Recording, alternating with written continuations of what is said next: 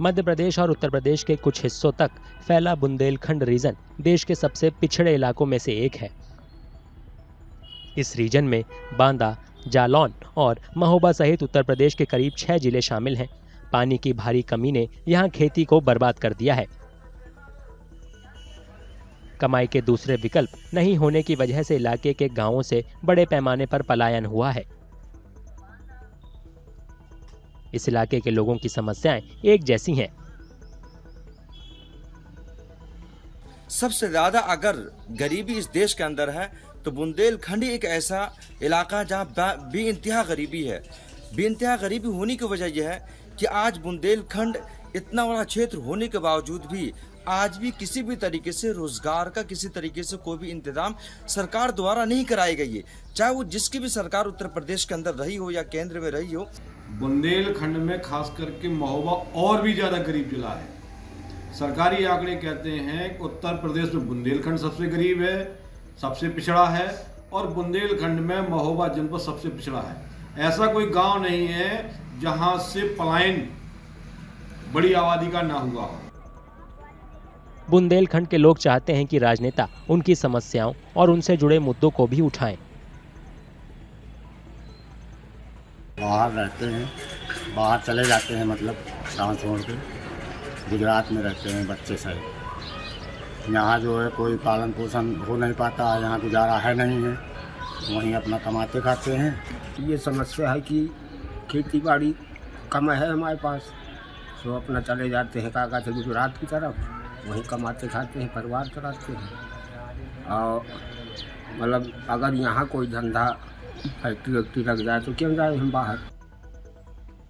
कई ऐसे वोटर हैं जो राज्य और केंद्र सरकार को सपोर्ट करते हैं, लेकिन बेरोजगारी और पलायन को यहाँ की सबसे बड़ी समस्या मानते हैं। मोदी सरकार और योगी सरकार बहुत अच्छा काम कर रही है, और बस अगर चुनावी मुद्दे की बात करते हैं तो 2 मुद्दे हो सकते हैं, जैसे कि बेरोजगारी और यहाँ से लोगों का पलायन। तो गांव के लोग हैं वो बाहर बड़े शहरों में जा रहे हैं और यहाँ से पलायन कर रहे हैं। तो अगर थोड़ा सा गवर्नमेंट इस ओर ध्यान दे तो बहुत अच्छा रहेगा कि लोगों को रोजगार प्रदान कराए। भाजपा जिस हिसाब से काम कर रही है उस हिसाब से विपक्षी लोगों के पास तो मुद्दे नहीं बचे हैं, लेकिन लोकल स्तर पर बहुत मुद्दे हैं। यहाँ पर बुंदेलखंड के महोबा में बेरोजगारी एक बहुत बड़ा मुद्दा है। यहाँ के किसान अपनी फसल ना करके, चूँकि पानी की प्रॉब्लम है, लोग उस हिसाब से अपने खेतों में खेती नहीं कर पाते हैं, तो वो यहाँ से पलायन कर जाते हैं। अब तो बुंदेलखंड एक्सप्रेस वे बन गया है, उससे और जल्दी यहाँ से पलायन हो रहा है। यहाँ लोगों में निराशा साफ झलकती है, क्योंकि इलाके में औद्योगिक विकास की कमी के कारण इनकी नौकरियां सुरक्षित नहीं रहती हैं। केवल पढ़ाई लिखाई है, पढ़ाई लिखाई भी करते हैं तो उससे भी कुछ नहीं होने वाला है, क्योंकि जितना भी पढ़ाई लिखाई करते हैं, पेपर भी होते हैं, फॉर्म डाले जाते हैं, उनमें बहुत से अधिक पैसे लगते हैं। उन पैसों को कमाने के लिए रोजगार ज़रूरी है, और रोजगार ज़रूरी है इसलिए हमें बाहर जाना पड़ता है। लोकसभा चुनाव में या विधानसभा चुनाव में कोई मुद्दा होता ही नहीं। मुद्दा किसी और चीज़ से शुरू होता है और किसी और चीज़ पे ख़त्म हो जाता है। शुरुआत होती है शिक्षा और बेरोजगारी से, और जाके जात पात पे और इस पे वोटिंग शुरू हो जाती है और ये मुद्दे ख़त्म हो जाते हैं। क्योंकि अगर ये मुद्दा होता शिक्षा और बेरोजगारी, तो अभी तक हमें तो किसी इलेक्शन में लगा नहीं कि इसमें कोई मुद्दा हो। एक तो शिक्षा का मुद्दा है, जिसमें कि शिक्षा की बेरोजगारी बहुत है और कोई व्यवस्था नहीं है शिक्षा की। यहाँ अच्छी तरह जो है शिक्षा हो, इसके लिए हम लोग चाहते हैं कि सरकार जो है शिक्षा के विषय में ज़्यादा ध्यान दे। और दूसरा मुद्दा है आपका जो इंडस्ट्रियल एरिया है, पूरी तरह से बंद हो चुका है। वहाँ पे लोगों के काम की जो है कमी है, मतलब लोग जाते नहीं हैं।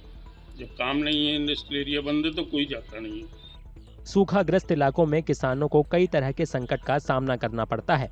इसमें कम पैदावार से लेकर आवारा पशुओं से उनकी फसल को होने वाला नुकसान शामिल है।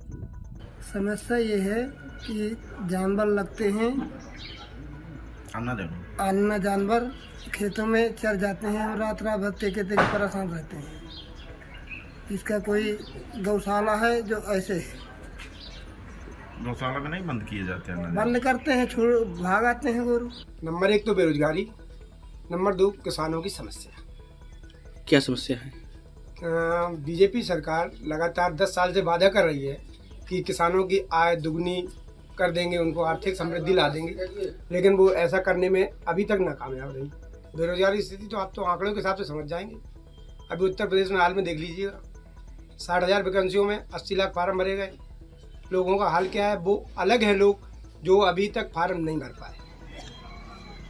कई और मुद्दे जैसे खराब इंफ्रास्ट्रक्चर और ट्रैफिक जाम जालौन के लोगों के लिए चिंता का विषय है। हमारे लोकसभा क्षेत्र उरई जालौन, तो यहाँ पे सबसे बड़ी समस्या है खस्ता हाल सड़कें, दूसरा है अन्ना पशु, तीसरा अपने यहाँ बेरोजगारी बहुत है। यहाँ पे कोई कंपनी नहीं है, कोई रोजगार का साधन नहीं है। तो हम लोग यही सोच के मतदान करना चाहेंगे इस बार कि आम जनमानस को सहूलियत रहे, सरकार इस हिसाब से अपनी रणनीतियाँ बनाए, काम करे। मुख्य बातें यही हैं।